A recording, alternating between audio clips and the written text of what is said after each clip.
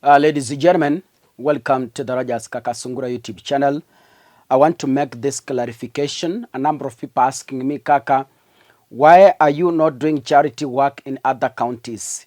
It will be very expensive because these things I do out of will to reach those I can for support. I don't have a kitty, I don't have a foundation, or I don't have a sponsor who can pay for my travel, for example, to Kiambu to go and record a story, who can pay my transport to Kakamega to go and record a story. I do within Kisii because hapa ni karibu. Naeza toa pesa zangu kidogo, I fuel my car and go and record a case. So that is why I am still doing it within where I can. Kwenda nje, for example, Turukana, kwenda kurecord a story, sijafika hapo. But if I can register a foundation and you promise me that you will support it, then we'll be able to reach other areas. But for now, I use my little that I have to just help some families. So I entirely support education. Mulisikia Kasongo amekata budget education. But Kaka Sungura, my number one priority in this platform and especially in my charity works is to support education. Kama serikali imekataa kusupport education, tusikue kama wao. Let us be an example. Tukikosoa serikali, pia na sisi, let us be good role models. In that case, I have a student who is living with a disability, is an albinism. Ni mwanafunzi ambaye anasoma in a village school in South Mugrango in Kisii. A very bright student. Anaweza kosa shule a whole term, akirudi anapata B+. In high school, in class 8, the 844 system, the young man scored over 350 marks, angeenda national school, but because of poverty, kwa sababu ya umasikini, akaenda tu in a village school, but he's performing well, and actually he is the president of that school. Najua kitambo tulikuwa tunaita head boys, but he's the current president. A very composed young man who is ready to pursue the future. He's never paid school fees since Form 2. Hajawahi lipa school fees. Walimu amemweka shule once in a while kwa sababu he's very bright, and I want to thank those teachers. Lakini pia walimu nao kuna mahali wanalemewa because they need to run school activities and it needs cash. So sometimes wanamfukuza kwenda nyumbani, and kuna time amekaa nje for 3 months bila kwenda shule. Last year Form 3 third term kufanya exam, akarudi this year Form 4 term 1 akafanya exam akapata B-. Imagine, hajakuwa shule 3 months, anarudi anapata B-. That is an A material. We want to support this young man asome. In a year wanalipa 30,000. So 30,000 ukiweka pesa ya Form 1, Form 2, Form 3 na Form 4, mwaka, that is over 100,000. So I request you, if you have that heart of supporting education. Mama is a widow. Mzee alimwacha 2013, akamwacha katika umaskini. Hata nyumba ukiangalia mabati imezeeka. So it's a poor family. A poor family. Na nasikia kuna watu wanamchokoza ati kwa sababu wanataka shamba. So many things. But wacha tusaidie huyu kijana, at least akuwe hata lawyer, akuja kusaidia mama yake. Nilienda pale jana and the mom was crying sababu kuna watu walimkujia kwa panga accusing kwamba ameiba ndizi kwa sababu hana chochote. So anyway, it's a long story. So if you can manage 100 bob, if you can manage 12, if you can manage 1,000, if you can manage 10,000, if you can manage 50,000, please tusaidie this young man aende shule asome ili akuje kujisaidia na familia yake. Back to politics. The blood of the young man Albert Ojwang, who was brutally tortured and killed by police officers, which has been confirmed, his blood will haunt so many people. Before Albert is buried, Albert's death is going to expose so many things in this government. So many things in this government. So the spirit of confusion has hit the police, right from the Inspector General, down to the DIG, down to police officers. They are totally confused. All the way from Kipchumba Murkomen. Wamechanganyikiwa. They release a statement today, tomorrow they contradict the same statement they released. You had even IG apologizing to Kenyans for releasing a fake press release, for giving a fake information. He apologized yesterday when they appeared before the Senate. There is a report they released here, chronology of events that led to Ojwang's death. I want to read for you a brief chronology of events leading to the death of Albert Omondi Ojwang. Acha nikusomea hapa so that we are able to see how these guys are confused. On Friday the 6th June 2025, Albert Omondi Ojwang was arrested in Homa Bay. Si walisema ni Saturday. In the previous reports wanasema alishikwa Saturday, akaletwa I don't know what, so tena wameturudisha Friday.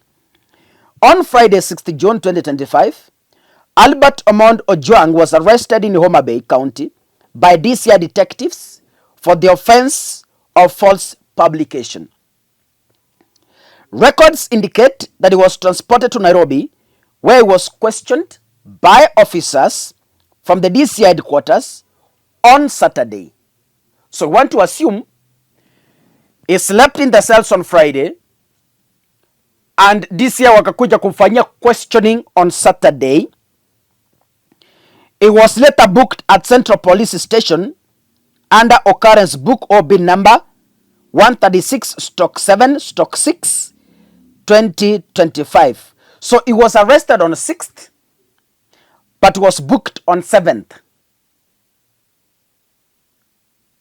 Yani alishikwa Friday lakini kwa OB akakuja kuwa booked on Saturday. So hii wakati yote hajakuwa booked, what happened to Albert Ojwang?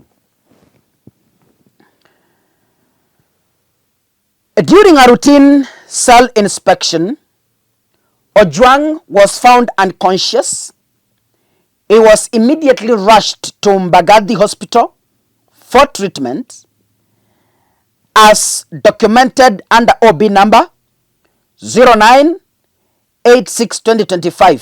So according to police, according to the office of the Inspector General, Ojwang was arrested on Friday, akaletwa Nairobi, akalala without being questioned, without being booked,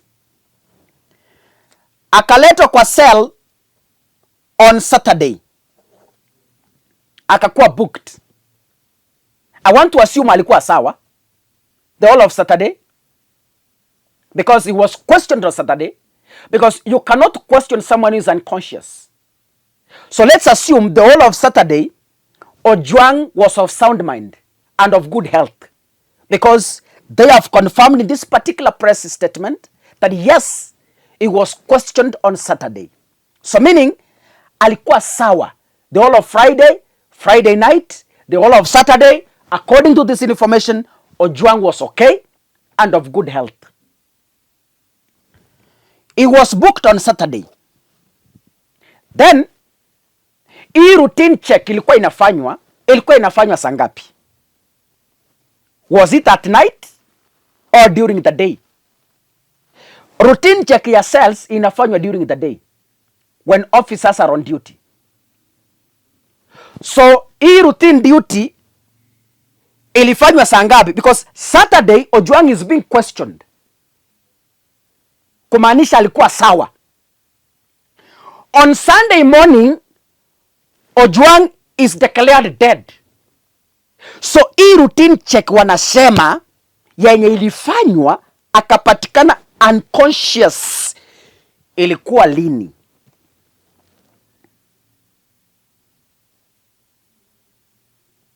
Ati akapelekwa sasa Mbagathi Hospital, and upon arrival he was declared dead.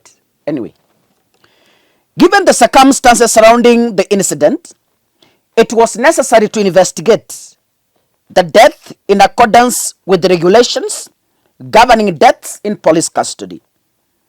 In line with the statutory requirements, the Independent Policing Oversight Authority, the IPOA, was duly notified to commence investigations. Additionally, to ensure a thorough, impartial, and expeditious investigation by the IPOA, I ordered the interdiction of the following officers with immediate effect: the officer commanding station, the duty officer on duty, the cell sentry on duty, all officers who were on duty at the report office that night, any other officer found to have been on duty or otherwise involved during the incident. The NPS remains committed to upholding the rule of law, human rights, transparency, and accountability within the service, and will provide all the necessary support to the independent investigative agencies in order to resolve this issue, this case, and will provide further updates at the investigation process. The National Police Service condoles with the family, friends, and relatives of the late Albert Omond Ojwang and asks for their patience as we get to the bottom of this matter. Douglas Kanja Kirocho, signed Inspector General, the National Police Service. Kenyans of goodwill, this is a very serious matter, but I know the spirit of this young man will not rest until those culpable have been found and prosecuted. I know these guys never expected that this issue will turn out to be very hot as it is. They thought a man of a peasant quarry digger will disappear because the family has nobody to follow up.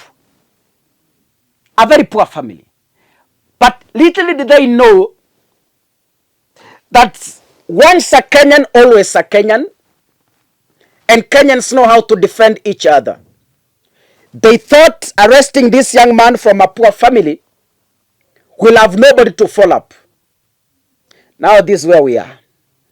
The spirit of Ojwang will not rest until justice is served. God bless you. See you in the next episode. Asanteni sana.